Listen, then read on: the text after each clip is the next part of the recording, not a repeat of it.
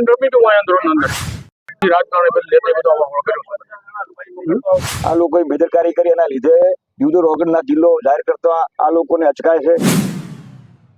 ભૂખમાં બેઠા છે અને આટલો મન કરી આલો ને ગમે હમો લડશે ગમે એ કરશે બીજા ઉપર છોડવાના નથી અને ભવિષ્યમાં રાતો ના ફાવે તો લાંબે પડે. અમારું કહેવા માંગુ છું કે જિલ્લાનું જે કવાયત ચાલુ છે એમાં થરાદ જિલ્લાને જાહેર કરવામાં આવશે. એ દિવસ 4 દિવસ સુધી લોકોમાં ઉગ્ર આંદોલન અને ઉગ્ર રોષ ફાયેલો છે અને અમારા જે દીવદર ઓગણનાથના જિલ્લા તરીકે જાહેરાત કરી 2017 થી આ કવાયત ચાલુ છે. સરકારમાં પણ આ કવાયતની સૂચના મળે છે. સીમાંકન અમુક નિયમ પ્રમાણે થયેલું છે.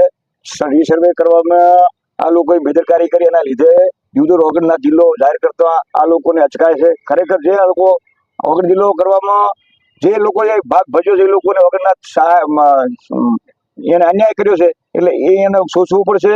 ભવિષ્યમાં કોંકરેજ તાલુકો હોય, લાખણી હોય, દીવદર હોય કે અન્ય કોઈ બીજા તાલુકાને જે લાભ મળશે લાભ નથી મળતો તો એના માટે અમારા દીવદર તાલુકા વતી તો ગામ જનતાને જે રોષ ભરાયેલો છે એ રોષને આધીન રહી અને અમે જે ઉપવાસ પર ઉતર્યા છે જ્યાં સુધી આનું પૂરેપૂરું પરિણામ ન મળે ત્યાં સુધી અમે આ જગ્યા ઉપર છોડવાના નથી અને ભવિષ્યમાં જો આ ઓગણનાથનો જિલ્લો ન જાહેર થાય તો સરકારને એવું અમારું અલ્ટિમેટમ છે કે ભવિષ્યમાં આવનારી જિલ્લા તાલુકા પંચાયતની જે ચૂંટણીઓ છે એમાં પણ આની અસર પડશે અને જે તે ધારાસભ્યો જે તે વિસ્તારના અન્ય મજબૂત નેતાઓ છે એને પણ આ વિષય સોચવું પડે.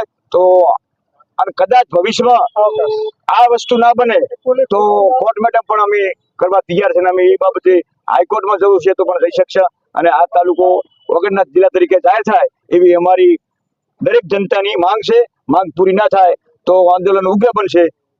એ તબક્કે આ સૌને આહવાન કરવામાં આવે છે અને ગુજરાત સરકારને એક નિવેદન કરવામાં આવે છે કે તમે જો નહીં જાગો તો ભવિષ્યમાં તમારા માટે શું જિલ્લો દિયોદર મથારું આ મારા દિયોદર નારાજ પણ ભીલડી ગોઈગો ભાભોર શિયોરી નારાજ છે ને આંદોલનમાં બેઠા અમારે કોઈને એ વાંધો નથી લઈ જાય હાટે પણ અમારે આ પાલનપુર અને પાટણ જુએ અમે આનંદમાં ઉપડી અને બેઠા હતા ભૂખમાં છે અને હાટું રાખે ગમે તે અમે લડશે. અમારે ખેડૂતને વેપારીઓને મજૂરોને બધાને વગર ઢીલો ધોવે એમાં આટલો ખાસ ફેર નહીં. હું તો અભણમોણો છું પણ અમારે અભણમોણે સાહેબે આખો દિવસ લડાય છે અને ભૂખમાં છે બેઠા છે અને આટલો મન કરી આલો ને ગમે હમો લડશે ગમે એ કરશે પણ અમારું ગોમ નહીં પણ 4 ગોમ લીધે છે અમે 4 ગોમ ઢીલો ન બનાવતા પાલનપુર નકે રાખો પાટણ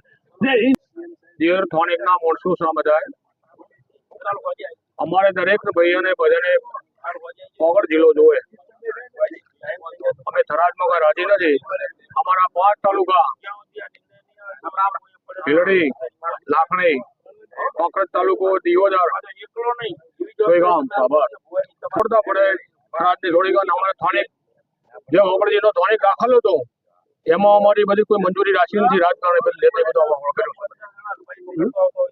ઓગણ જિલ્લો તો હોય અમારે ઓગણ જિલ્લો કરી નથી બધું રાજકારણ રમી હતું આંદોલન અંદર થરાદમાં રહેવાનું ગમે દિયોદરમાં રહેવાનું થરાદમાં ના ફાવે તો લાંબે પડે.